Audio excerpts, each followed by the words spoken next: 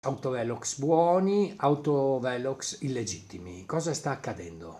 Allora, il fatto nuovo è la pubblicazione nel sito del Ministero delle Infrastrutture dell'elenco degli autovelox attivi. Dal 30 di novembre questo è un requisito di legittimità, cioè se la sanzione può essere considerata legittima solo se è rilevata da apparecchi che sono inseriti in questo elenco. 439 autovelox in Veneto, 55 quelli ufficialmente censiti nella marca nell'elenco del Ministero delle Infrastrutture, tra postazioni fisse e dispositivi mobili distribuiti in 34 comuni. L'elenco chiude il censimento avviato, ma non fa ancora chiarezza dopo la lunga battaglia legale sulla distinzione tra approvazione e omologazione delle apparecchiature, nodo da cui dipende la validità delle multe. La pubblicazione dell'elenco è un fatto importante perché rende trasparenti gli apparecchi dove sono installati. Non risolve ancora tutte le questioni formali, soprattutto la questione ormai che va avanti da 2 anni dell'autorizzazione e omologazione degli apparecchi, che vede ancora un conflitto di interpretazione fra il Ministero e la Cassazione.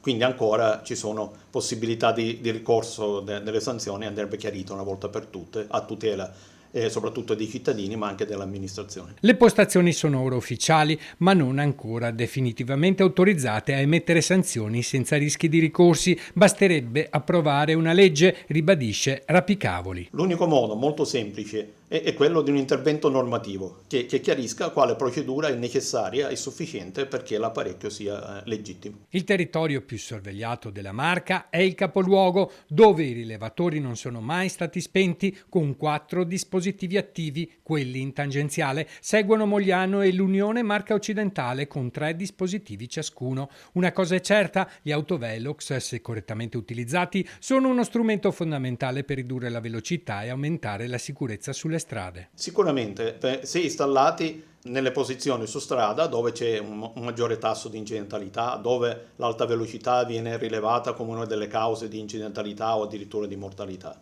No, dobbiamo chiarire una cosa, cioè bisogna certamente evitare gli abusi se abusi ci sono stati, ma sfatare il mito che questi apparecchi servono solo a fare cassa.